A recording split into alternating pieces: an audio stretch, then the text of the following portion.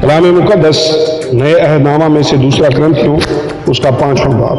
کیونکہ ہم جانتے ہیں کہ جب ہمارا خیمہ کا گھر جو زمین پر ہے گرایا جائے گا تو ہم کو خدا کی طرف سے آسمان پر ایک ایسی عمارت ملے گی جو ہاتھ کا بنا ہوا گھر نہیں بلکہ ابدی ہے۔ چنانچہ ہم اس میں کراہتے ہیں اور بڑی آرزو رکھتے ہیں کہ اپنے آسمانی گھر سے ملبس ہو جائیں، تاکہ ملبس ہونے کے باعث ننگے نہ پائے جائیں۔ کیونکہ ہم اس خیمہ میں رہ کر بوجھ کے مارے کراہتے ہیں، اس لیے نہیں کہ یہ لباس اتارنا چاہتے ہیں بلکہ اس پر اور پہننا چاہتے ہیں، تاکہ وہ جو فانی ہے زندگی میں غرق ہو جائے۔ اور جس نے ہم کو اسی بات کے لیے تیار کیا وہ خدا ہے، اور اسی نے ہمیں روح بیانہ میں دیا، بس ہمیشہ ہماری خاطر جمع رہتی ہے۔ اور یہ جانتے ہیں کہ جب تک ہم بدن کے وطن میں ہیں خداوند کے ہاتھ سے جلا وطن ہے، کیونکہ ہم ایمان پر چلتے ہیں نہ کہ آنکھوں دیکھے پر۔ غرض ہماری خاطر جمع ہے اور ہم کو بدن کے وطن سے جدا ہو کر خداوند کے وطن میں رہنا زیادہ منظور ہے۔ اسی واسطے ہم یہ حوصلہ رکھتے ہیں کہ وطن میں ہوں خواہ جلا وطن اس کو خوش کریں،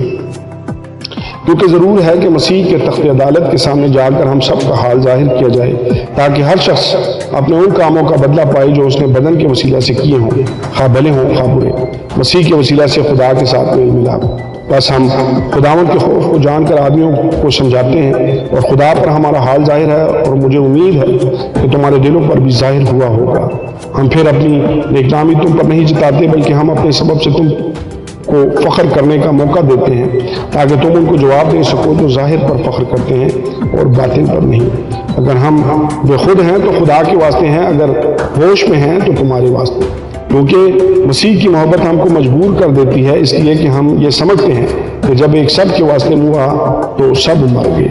اور وہ اس لیے سب کے واسطے ہوا کہ جو جیتے ہیں وہ آگے کو اپنے لیے نہ جئیں بلکہ اس کے لیے جو اس کے واسطے ہوا اور پھر جی اٹھا۔ بس اب سے ہم کسی کو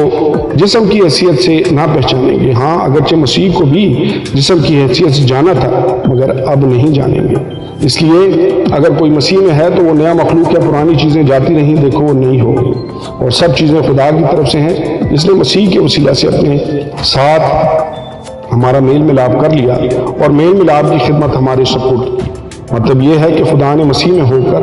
اپنے ساتھ دنیا کا میل ملاپ کر لیا اور ان کی تقصیروں کو ان کے ذمہ نہ لگایا، اور اس نے میل ملاپ کا پیغام ہمیں سونپ دیا ہے۔ بس ہم مسیح کے ایلچی ہیں، وہ ہمارے وسیلہ سے خدا التماس کرتا ہے، ہم مسیح کی طرف سے منت کرتے ہیں کہ خدا سے میل ملاپ کر لو۔ جو گناہ سے واقف نہ تھا اسی کو اس نے ہمارے واسطے گناہ ٹھہرایا، تاکہ ہم اس میں ہو کر خدا کی راست بازی ہو جائیں۔ آمین اور آمین۔